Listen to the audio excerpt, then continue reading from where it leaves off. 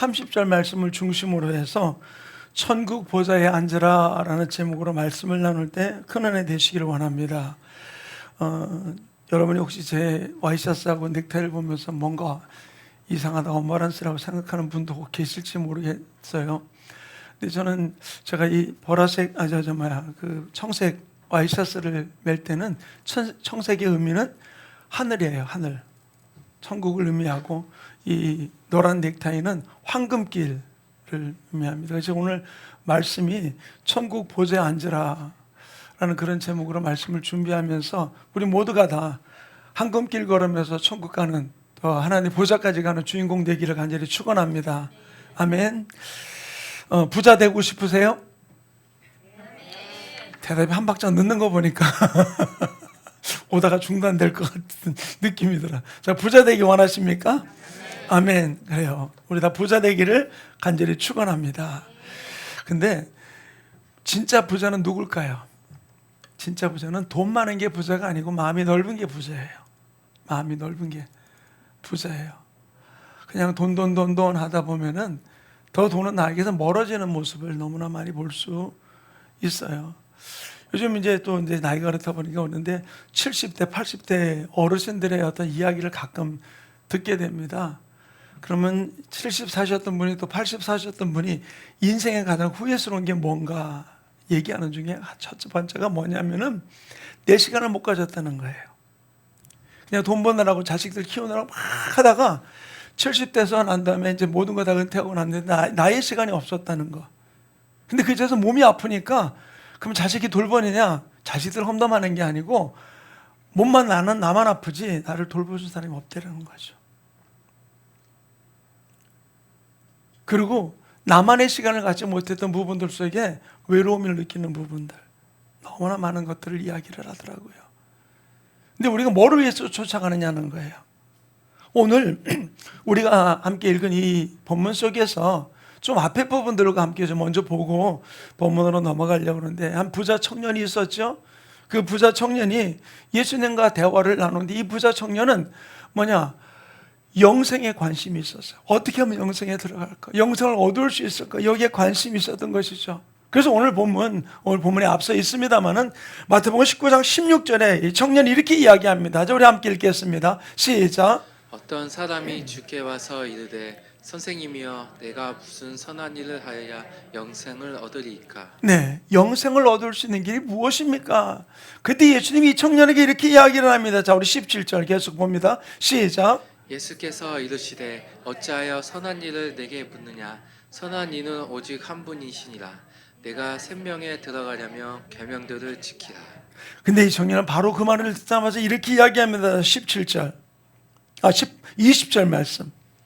그 청년이 이르되 이 모든 것을 내가 지켰사온데 아직도 무엇이 부족하니이까? 네. 근데 18절에 예수님이 그렇게 얘기해요.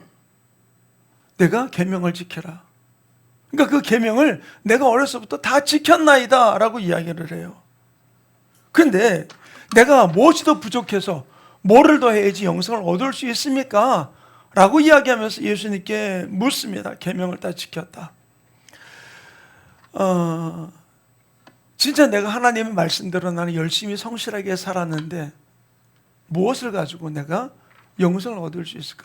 우리 요새 종종 착각하는 게 뭐냐면은 그 영생을 얻기 위해서 내가 뭔가를 더 해야 될 것 같이 여기는 부분들이 너무나 많아요. 그러나 영생은 바로 무엇입니까? 뭐 때문에 우리가 영생을 얻습니까? 아직 헷갈려요? 영생은 예수님을 믿음으로 얻는 거예요. 예수님을 믿음으로 내가 구원받고 하나님의 자녀가 되어서 영생의 자리에 들어가게 되는 줄로 믿습니다. 그런데 이 예수를 내가 믿는다는 이것에 대한 부분들을 확신을 갖고 있지 않다 보니까 내가 뭔가 부족한 것 같아서 이것도 해야 될까 저것도 해야 될까, 그거는 내가 구원받고 난 것에 감사해서 내가 주님께 하는 일들이라는 거예요. 그런데 우리는 그런 부분들의 생각보다는 내가 뭔가 어떻게 해야지 영생을 얻을까? 율법을 다 지켰습니다. 근데 내가 더 부족한 게 무엇이 있습니까? 라고 하는 이야기를 하는 것이죠. 그때 예수님이 이 부자 청년에게 생각할 수 없었던 일을 이야기를 합니다. 자, 우리 21절 같이 보겠습니다. 시작. 예수께서 이르시되 네가 온전하고자 할진대 가서 내 소유를 팔아 가는 자들에게 주라. 그리하면 하늘에서 보화가 내게 있으리라. 그리고 와서 나를 따르라 하시니. 아멘. 자, 이 말씀 띄어나 보세요. 뭐라고요? 내가 온전하고자 할진대 가서 내 소유를 팔아 가난한 자들에게 주라. 그는 하늘에서 보화가 내게 있으리라. 그리고 와서 나를 따르라. 여기서 예수님이 얘기하는 게 세 가지예요. 가난한 자들에게 네 소유를 팔아라. 그리고 하늘에 보화가 있을 것이다. 그리고 세 번째는 그 다음에 나를 따르라. 영생을 얻기를 갈망하던 이 부자 청년이 예수님의 이 이야기를 듣자마자 그는 거기에 대해서 아멘 한 것이 아니라 예수님께서 그 청년의 예수님의 이야기를 듣고 부자 청년이 이렇게 반응합니다. 자, 우리 22절 말씀 함께 읽겠습니다. 시작. 그 청년이 재물이 많음으로 이 말씀을 듣고 근심하며 가니라. 왜 근심했을까요? 왜? 왜 부자 청년이 근심했을까요? 그렇게 영생 얻기를 사모하는데, 어려서부터 말씀을 열심히 지키면서 영생 얻기를 사모했는데, 예수님이 말씀하셨는데 왜 이 부자 청년이 근심했을까요? 왜? 머릿속에는 막 생각이 막 나는데 입으로는 안 나와요. 아까 일부 예배 때 우리 수정 성도님이 그러더라고요. 아까워서. 가끔 뭐 일부 예배가 부흥하면 2부 예배가 조금 적어요. 근데 그게 아니라 이제 앞으로 일부 예배도 부흥하고 2부 예배도 부흥할 줄 믿습니다. 아멘. 그래요, 아까워서. 결국 이 이야기는 뭐냐면은 그렇게 영생을 갈망하고 그 영생의 자리에 들어가기를 소원하면서도 그러면 자기의 삶의 주인이 예수님이 아니라 하나님이 아니라 물질이 주인 되었던 것이죠. 그러다 보니까 예수님이 물질을 다 팔아서 가난한 자들에게 주고 그러고 나를 따르라 라고 이야기하는 이야기 앞에 이 물질을 놓을 수가 없었던 거예요. 내가 그 물질을 움켜쥐고 있는 부분들이 돈.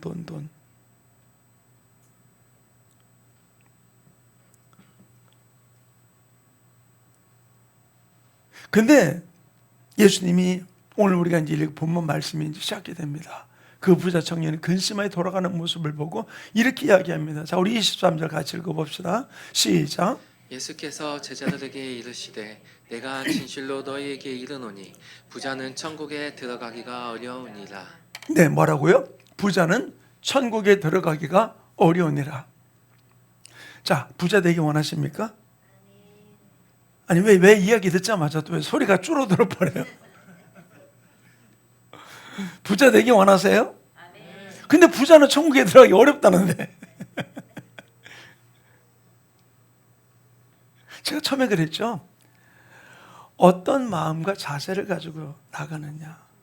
물질이 많고 적음이 문제가 아니라 물질에 대해서는 어떤 마음을 갖고 있느냐예요. 내가 어떤 자세를. 가난하지만 부유한 자가 있고요. 그러나 또 어떤 데는 부유하지만 가난한 자가 있어요. 뭐 자린고비라고도 이야기하죠.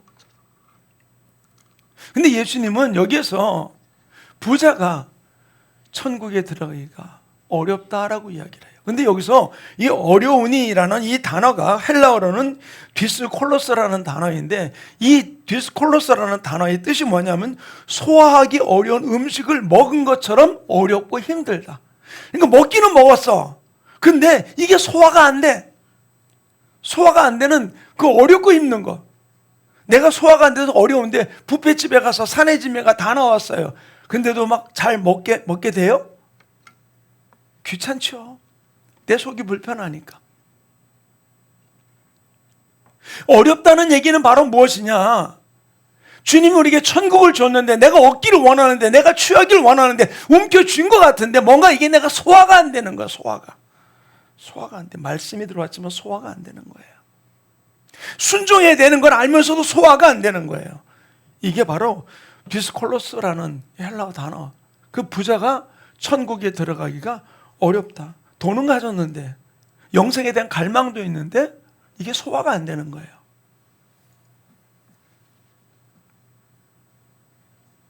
그 성경학자들이 이거를 이렇게 주석을 했어요. 부자는 바로 재물을 의지하는 모든 사람을 가리키는 말이며 이들이 하나님 나라에 들어가는 것은 참으로 어렵다 하였다. 그런데 분명한 것은 부자나 빈자나 하나님보다 재물을 더 의지하는 자는 영생의 축복을 받지 못한다는 사실이다. 그러므로 가난한 사람이라고 해서 영생에 들어가고 부자라고 해서 영생을 얻지 못한다고 하는 것은 잘못된 견해다. 그러니까 부자 되기를 갈망하면서 하나님이 원하는 대로 열린 마음을 가지고 우리가 달려갈 줄 아는 다윗이 그랬잖아요. 하나님이 내게 허락하신 것을 내가 주님께 드렸을 뿐입니다. 자기의 모든 것을, 자기는 성전을 건축할 수 없었지만 아들 솔로몬이 지을 수 있도록 모든 것을 주님께 드리고 또한 백성들이 함께 드릴 때 하나님이 내게 허락하신 것을 주님께 드렸을 뿐입니다 라고 이야기를 해요. 우리가 물질을 계산하면서 살면은 더 힘들어요. 함부로 쓰라는 얘기가 아니에요. 이번에도 사모님 하와이 갔다 오니까 지방예를 지난주에 했거든요. 또 하와이 갔네요. 그래서 아니 또 하와이 간 게 아니라 마일리지가 6월 말에 끝난다고 그래가지고 그래서 그 마일리지 가지고 갔다 온 거라 그랬더니 아 그러냐고 뭐 돈이 안 했더니 숨을 못 쉬어가지고서 갔다 온 줄. 근데 자 보세요. 우리가 돈을 어떻게 하느냐. 움켜쥐면 움켜줄수록 떠나는 게 돈이에요. 그러나 필 때 물질은 들어와요.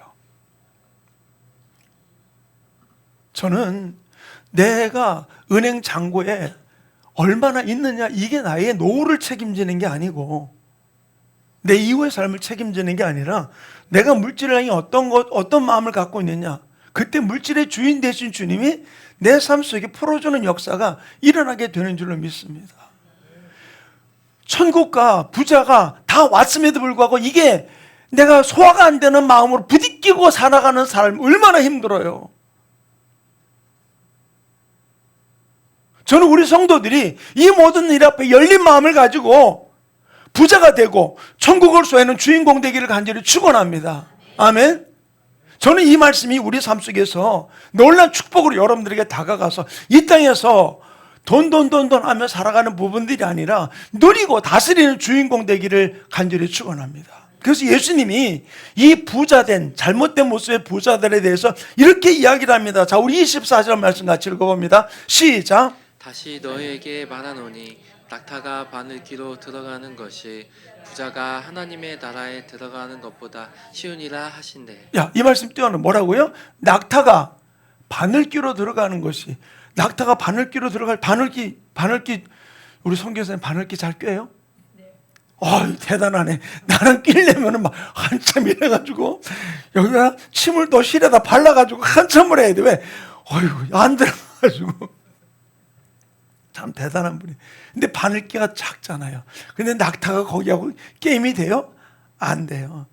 근데 이제 성지순례 갔더니 그 인도하시는 목사님 그래서 바늘귀가 이거래요. 낙타가 바늘귀. 그게 뭐냐면 우리가 보면 보통 집에도 보면 옛날 큰 대문이 하나 있고 보면 사람 다니는 문이 따로 있잖아요. 그래서 짐이 들어올 때 어떻게 합니까? 대문을 활짝 열어놓고 짐이 글로 다 들어오는 거죠. 그런데 평상시는 어떻습니까? 그걸 닫아놓고 좀만 쪽문 하나만 열어놓는 게 그게 바늘귀라는 거예요.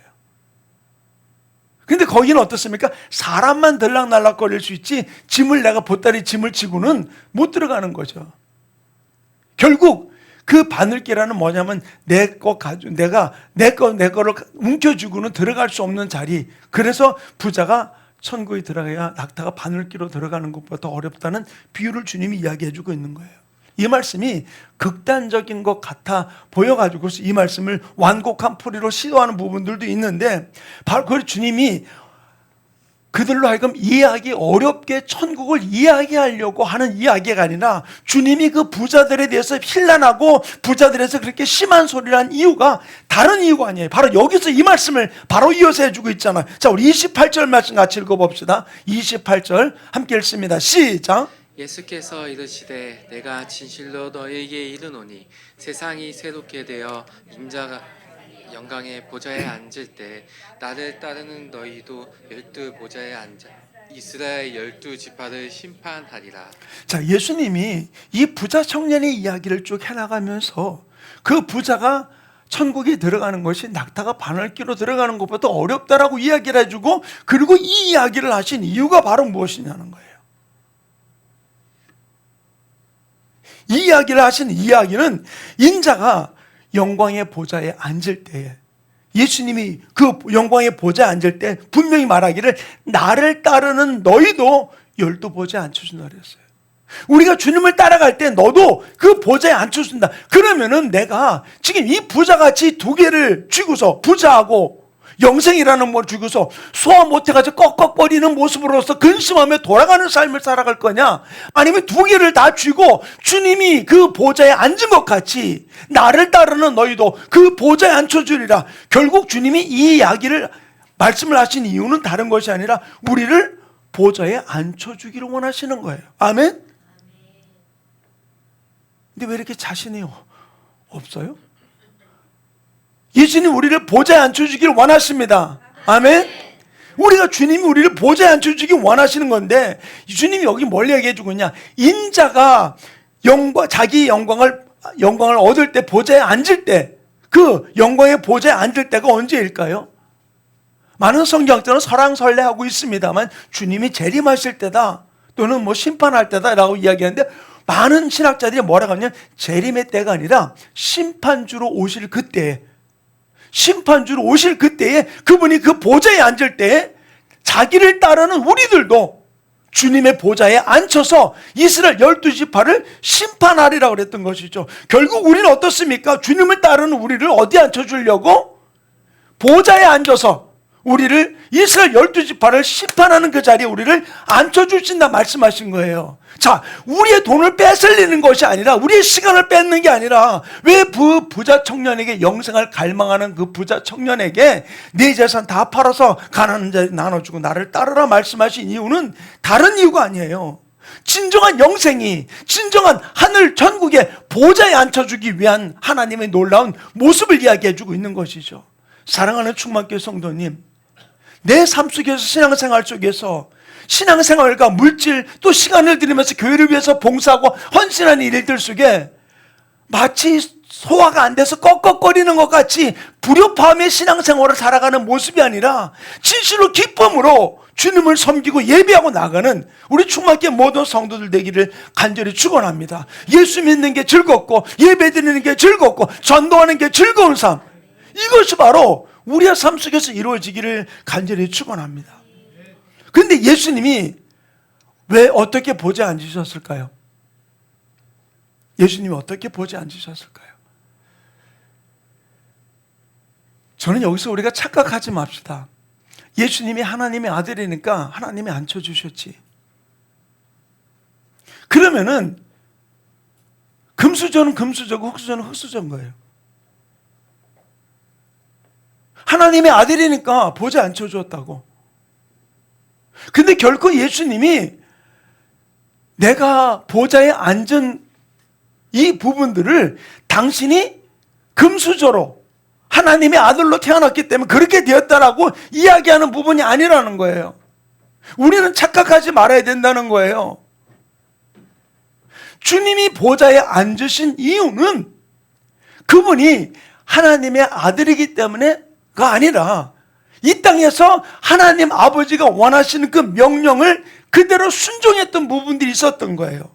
자, 이 부분은 어디 나오느냐? 자, 우리 빌립보서 2장 6절부터 7절, 8절 세 구절 말씀 같이 봅니다. 시작. 그는 근본 하나님의 본체시나 하나님과 동등됨을 취할 것으로 여기지 아니하시고 오히려 자기를 비워 종의 형체를 가지사 사람들과 같이 되셨고 사람의 모양으로 나타나사 자기를 낮추시고 죽기까지 복종하셨으니 곧 십자가에 죽으심이라. 아멘. 자, 우리 세 구절 6절을 또 한번 띄워놔. 6절부터 봅시다. 뭐라고요? 그는, 예수님은 하나님의 본체시나 하나님과 동등됨을 취할 것으로 여기지 않으시고, 내가 하나님인데 이 자리에서 어떻게 내려가? 동등됨을 취하지 않으셨다. 그리고 7절에 뭐라고 했어요? 오히려 자기를 비워 종의 형체를 가지. 이 말은 무슨 말이냐? 내가 내 손으로 빚은 피조물의 모습으로 나타나신 거예요. 사람과 같이 되었다 그랬어요. 나 이만큼 됐으면 됐지. 근데 그 다음에 8절은 뭐라고 얘기해 주고 있습니까? 사람의 모양으로 나타나는 것으로 끝나지 않고 어떻게? 예수님이 자기를 낮추시고 죽기까지 복종하셨으니 이게 십자가의 죽으심이라. 결코 예수님이 보좌에 앉은 이유는 다른 게 아니에요. 내 자리 가지고 나 이만한 자리야, 나 이래, 나 금수저야, 그러고 앉은 게 아니라 그 모든 것을 버리고 사람의 모양으로 나타나서 더더욱 낮추시고 죽기까지 복종하신 거예요. 복종. 십자가에 죽기까지. 자, 여러분은 신앙생활 속에서 복종하는 삶을 살기 원하십니까? 그렇죠. 뭐 복종은 무슨 복종? 내가 좋으니까 신앙생활 하라고, 내 마음에 드니까, 내 마음에 안 들면 딴 교회 가면 되지. 내가 굳이 여기서 복종하며 목사님한테 복종하며 살아갈 이유가 뭐예요? 그런 생각도 할 수 있어요. 근데 우리가 이 복종이라는 의미를 내가 그의 꼬봉이 되는 것 같이 생각한다면은 그건 진정한 복종의 의미가 아니에요. 이 복종은 바로 뭐예요? 예수님이 아버지에게 낮아지고 죽기까지 복종하신 이유는 하나님 아버지에 대한 존경과 사랑과 신뢰가 있었던 거예요. 그렇기 때문에 그분이 하시는 이야기 앞에 전혀 토를 달지 아니하고, 심지어는 겟세마네 동산에서 어떻게 했습니까? 아버지, 이 잔을 내게서 옮기실 수 있으면 옮겨 주시옵소서. 그러나 내 뜻대로 마옵시고 아버지 뜻대로 이루어지기 원합니다. 그리고 순종하셨잖아요. 제가 얼마 전에 한 부부하고 식사를 하면서 그런 얘기했어요. 부부지간에 용서라는 단어를 쓰는 것보다 용납이라는 단어를 써야 된다. 용서는 용서받을 일이죠. 내가 진짜 아내한테 남편한테 실수를 해서 용서를 구하는 부분들도 있을 수 있어요. 그러나 부부지간에 용서라는 부분이 아니라 아내의 그런 모습을, 남편의 그런 모습을 그냥 내가 용납해 주는 부분들, 나하고 다르다는 것 때문에 너는 왜 나하고 달라, 나같이 해봐, 이게 아니라 용납해 주는 부분들이라는 그런 이야기를 그 부부하고 식사를 하면서 나눴었어요. 근데 우리가 진정으로 이 복종이라는 부분들이 바로 무엇이냐는 거예요. 하나님을 사랑하고 존경하고 그분이 입에서 나오는 말씀을 신뢰하는 사람은 나하고 생각이 다른 거를 이야기해도, 나하고 가치관이 달라도 그분이 말씀하신 일 앞에 우리는 복종하는 거예요. 이게 진정한 복종을 이야기해 주고 있는 것이죠. 바로 예수님이 이 길을 걸으셨기 때문에 하나님이 그를 높여서 하늘보다 높은 보좌에 앉혀주셨던 부분을 빌립보서 2장 2절, 8절, 9절, 10절 이하에 계속해서 이야기를 해주고 있는 것입니다. 사랑하는 성도님, 복종이 쉬울까요? 복종은 쉽지 않아요. 복종은 쉽지 않아요. 그러나 남편의 말에, 아내의 말에, 내가 저 사람 뭘 믿고 내가 저 복종을 하라고. 그러나 우리가 복종해야 될 이유가 바로 무엇이냐는 거예요. 주님은 이 부분들을, 이 쉽지 않지만 복종해야 될 일을 이렇게 말씀하고 있습니다. 자, 에베소서 6장 5절 말씀 우리 한번 같이 읽습니다. 시작. 종들아 두려워하고 떨며 성실한 마음으로 육체의 상전에게 순종하기를 그리스도께 하듯 하라. 자, 뭐라고요? 종들아 두려워하고 떨며 성실한 마음으로 육체의 상전에게 순종하기를 그리스도께 하듯 하라. 육체의 상전이 누굴까요? 자, 여러분의 육체의 상전이 누구입니까? 가정에서는 누가 육체의 상전이에요? 예? 부모님. 부부지간에는 누가 상전이에요? 상전이라고 말하니까 좀 근데 주님이 누구를 뭐라고 그랬대?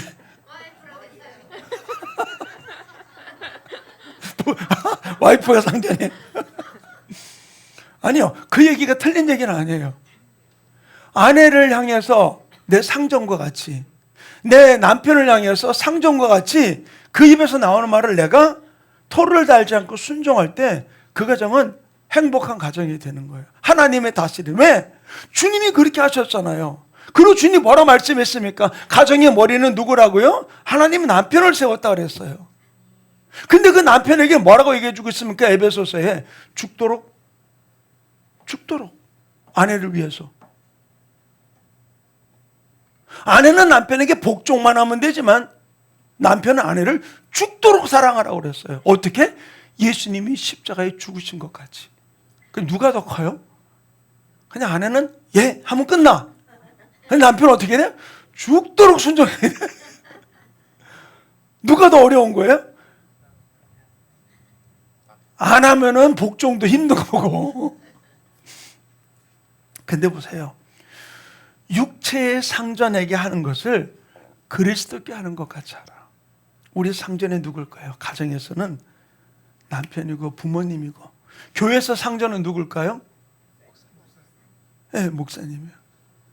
직장 속에서 누가 상전입니까? 여러분 상사들이에요. 꼴 같지 않아도 주님 뭐라 그랬어요? 그리스도에게 하듯 하라 그랬어요.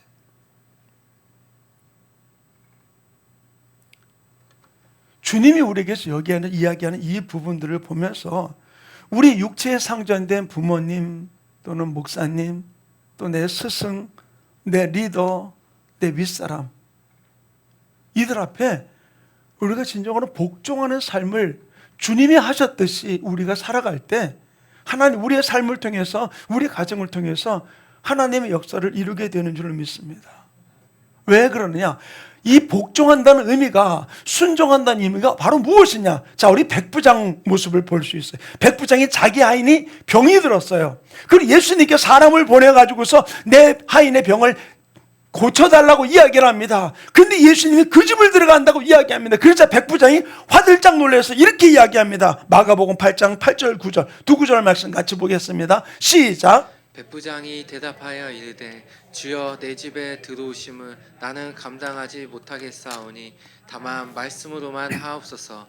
그러면 내 하인이 낫겠사옵나이다. 나도 남의 수하에 있는 사람이요 내 아래에도 군사가 있으니 이더러 가라 하면 가고 저더러 오라 하면 오고 내 정도로 이것을 하라 하면 하나이다. 아멘. 자, 육체의 상전을 둔 자는 그 명령에 복종하는 거예요. 왜? 자기가 상하관계 속에 있는 걸 알잖아요. 윗사람이 자기에게 말하면은 그 말을 자기는 순종하고, 또 아랫사람도 내가 시키면은 그대로 순종하도록 예수님이 오시는 걸 감당 못해 말씀만 하옵소서. 그러면은 내 한이 나을 줄로 믿습니다. 뭐 때문에 그래요? 만나는 게 싫어서가 아니라 그분을 존경하고 사랑하는 만큼과 그분의 권위를 인정하니까 말씀만 하옵소서. 말씀만 하옵소서. 그때 예수님이 그가 하는 그 모습을 바라보면서 그를 놀랍게 축복해 주십니다. 자, 우리 8장 10절부터 12절 세 구절 말씀 같이 읽습니다. 시작. 예수께서 들으시고 놀랍게 여겨 따르는 자들에게 이르시되 내가 진실로 너에게 이르노니 이스라엘 중 아무에게서도 이만한 믿음을 보지 못하였노라. 또 너에게 이르노니 동서로부터 많은 사람이 이르러 아브라함과 이삭과 야곱과 함께 천국에 앉으려니와 그 나라의 본 자손들은 바깥 어두운 데 쫓겨나 거기서 울며 이를 갈게 되기를. 이스라엘 중에서 이만한 믿음을 만나본 적이 없다. 이는 이방인 백부장이에요. 그러면서 주님은 뭐라고 얘기합니까? 아브라함과 이삭과 야곱의 함께 천국에 앉는데 본 자손들, 이스라엘 백성이라 말하는 하나님을 믿는 난 그들은 바깥 어두운 데서 이를 갈고 울며 이를 갈고 있으리라고 이야기해 주고 있어요. 왜? 복종할 줄 모르니까. 복종할 줄 모르니까. 결국은 천국도 못 얻는 거예요. 그리고 그가 보좌까지 갈 수 있을까요? 전혀 갈 수 없는 것이죠. 예수님이 이 부자 청년과 대화 속에 했던 이야기가 바로 무엇입니까? 내가 그를 보좌에 앉혀주리라. 그래서 12지파를 심판하게 하리라고 이야기해주고 있는 것이죠. 사랑하는 성도님, 하나님을 열심히 믿어놓고 열심히 섬긴다고 살면서 마지막 그 보좌에 앉지 못하고 바깥 어두운 데서 이를 갈며 울고 있으리라는 이 모습 앞에 그러한 내가 되기 원하십니까? 아니잖아요. 그렇다면 철저하게 하나님의 말씀 앞에, 내 리더 앞에, 스승 앞에 우리가 복종하고 나갈 때 하나님 우리의 삶을 통해서 놀란 일들을 이루어주는 축복의 역사가 일어나게 되는 줄로 믿습니다. 왜 천국 보좌에 앉지 못한다고 이야기해주고 있어요? 이스라엘 본 백성들이 그렇게 자기는 아브라함의 자녀라고 이야기하는 그들이 왜 보좌에 앉지 못한 이유가 바로 무엇입니까? 다른 게 아니에요. 하나님의 말씀, 상전의 명령을 내가 지켜 그 명령으로 순종하지 않기 때문에 그들이 고한 모습이 된다는 것이죠. 결국 내 윗사람이 어떤 때는 까다로울 수 있어요.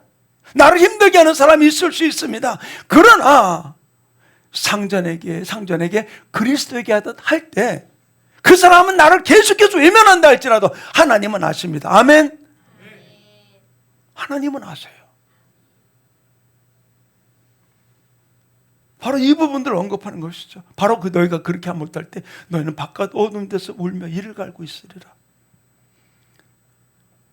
그래서 하나님이 우리에게 마지막 요한계시록을 통해서 이렇게 말씀하세요. 요한계시록 3장 21절 우리 같이 읽습니다. 시작. 이기는 그에게는 내가 내 보좌에 함께 앉게 내가 이기고 아버지 보좌에 함께 앉은 것 같이 하리라. 뭐라고요? 이기는 그에게는 내가 예수님의 보좌에 함께 앉은 것 같이 나를 따르는 너희도 내가 이기고 보좌에 앉은 것 같이 너희도 앉게 하리라라고 이야기해 주고 있어요.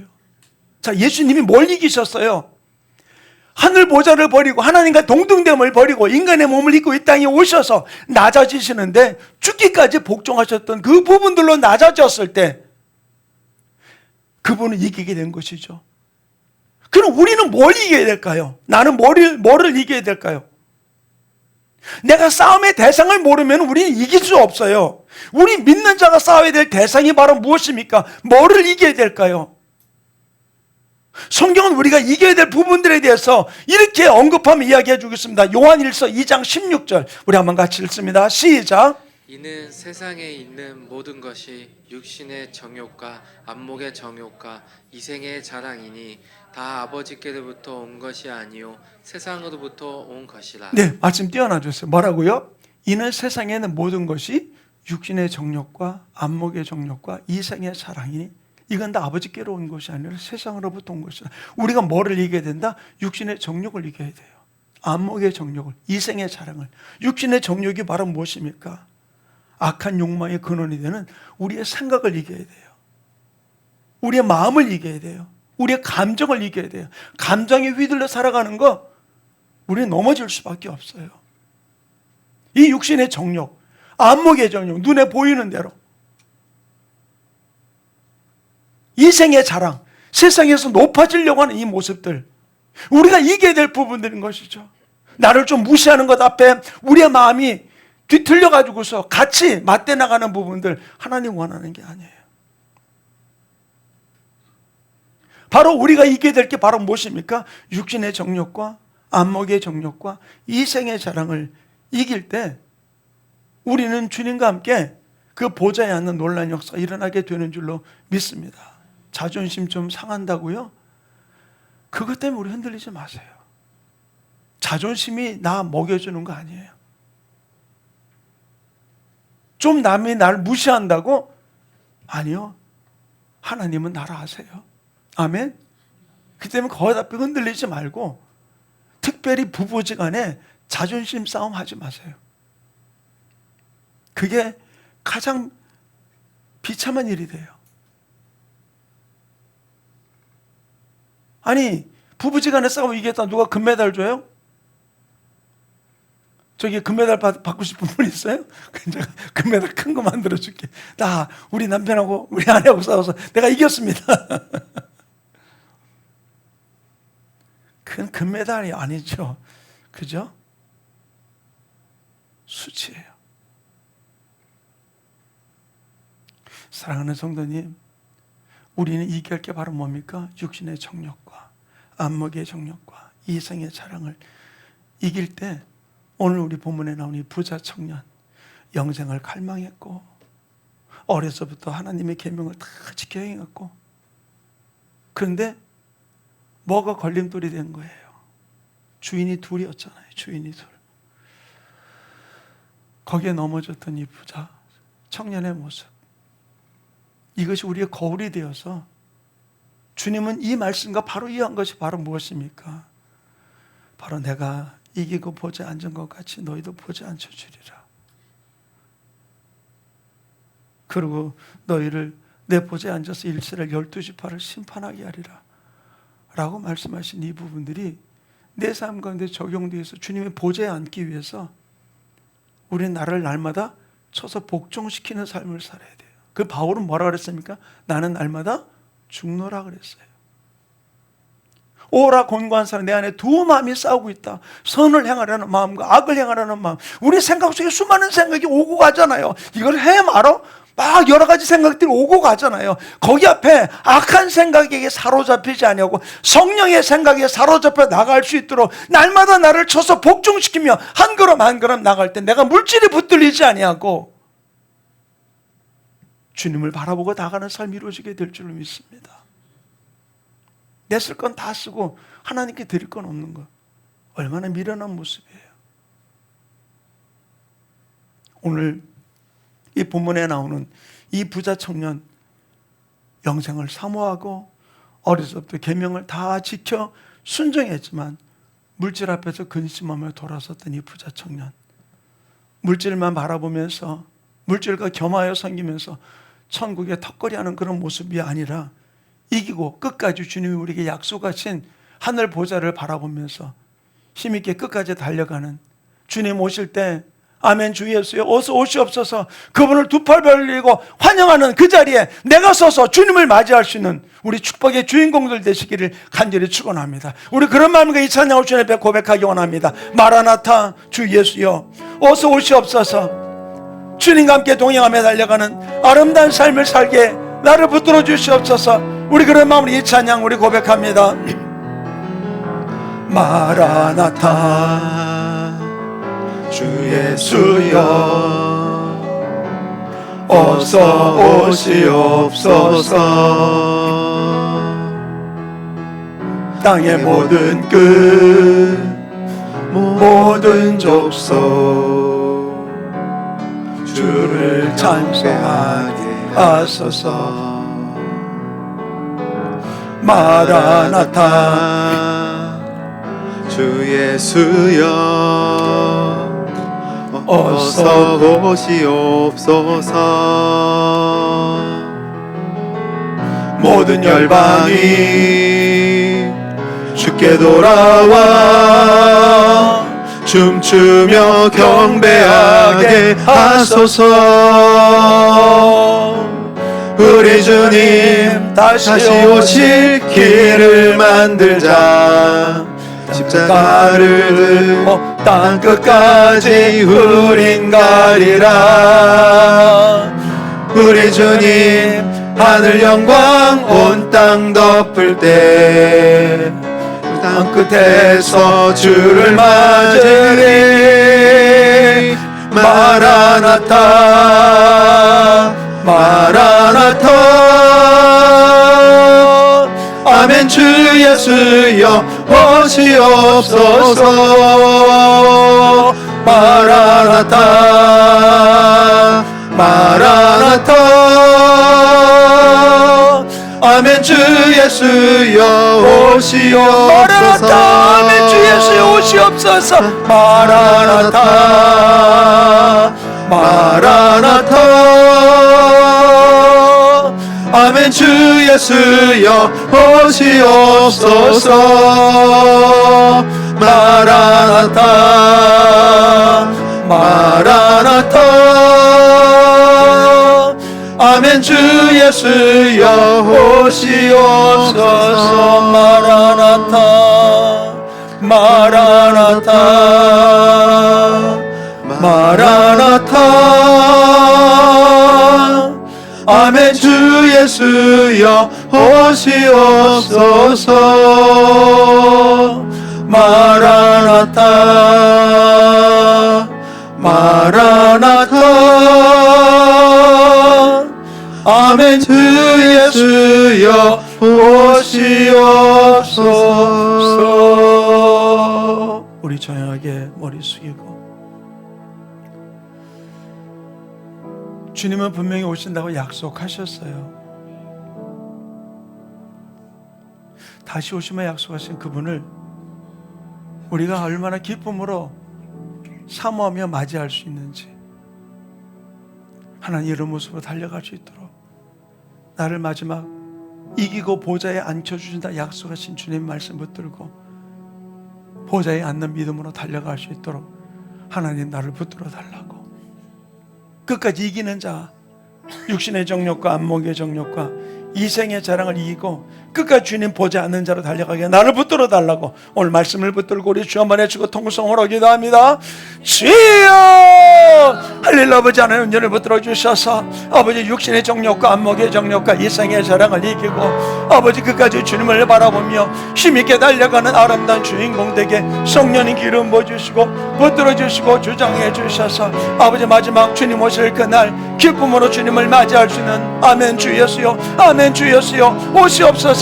주님을 맞이하는 아름다운 주인공 될 수 있도록 성령님 기름 부어주시고 붙들어 주시고 주장하여 주셔서 진실로 아버지 내 마음에 드는 자에게만 복종하는 것이 아니라 내 마음에 들지 아니하더라도 내 상전애를 그리스도 대하듯 그리스도에게 복종하듯 하라고 말씀하신 주님의 말씀 따라 아버지 주님께 순종하며 또 아버지 상전들에게 복종하며 하나님의 영광을 나타내는 아름다운 주인공으로 달려가는 복된 삶의 역사가 이루어지게 오라바라발레팔레 스켈레케레로 와라바라바라바라바라바라 오라발레발레팔레 셀레로 와라바라바라바라바라 내 힘으로 감당할 수 없습니다. 성령님 역사해 주셔서 하늘 보자 바라보며 하늘 보자 주님이 앉혀주신 그날을 바라보며 나를 따르는 너희도 내가 이 보좌에 함께 앉혀주리라 약속하신 그 말씀을 바라보며 육신의 정욕과 안목의 정욕과 일생의 자랑을 이기며 보좌에 앉는 아름다운 주인공들 되게 성령님 인도해 주시고 기름 부어주시고 축복하여 주시옵소서. 우리 가슴에다 손을 대고 함께 기도합니다. 하나님, 내 마음 안에 이 부자 청년과 같이 주님이 주인이라고 고백하며 영생을 사모하며 율법을 지키지만 물질이 주인 되었던 모습, 내 모습이었다면 용서해 주시고 이제는 육신의 정욕과 안목의 정욕과 이생의 자랑을 이기고 오직 나를 따르는 너희도 내 보좌에 앉혀주기로 이스라엘 12지파를 심판하리라 약속하신 그분의 말씀 따라 끝까지 이기는 자로 달려가게 축복하여 주시옵소서. 우리로 하여금 세상을 주인 삼으려는 이 어둠의 세력들아, 내 안에 들어와서 세상을 물질을 명예를 주인 삼게 만드는 어둠아, 나사렛 예수님 명안에 모든 묶을 풀고 떠나갈지어다. 떠나갈지어다. 오직 주님만이 나의 주인됨을 선포합니다. 오직 그분에게만 복종하는 삶을 살기 원합니다. 또한 이 땅에 있는 육신의 상전들에게도 복종하여 그리스도에게 하듯 복종하여 끝까지 이기는 자로 달려가는 축복의 주인공들 되게 성령님 역사하여 주시옵소서. 보좌 비전으로 달려갈지어다. 하늘 보좌를 바라보며 달려가는 축복의 주인공이 될지어다. 예수님의 이름으로 기도하였습니다. 아멘.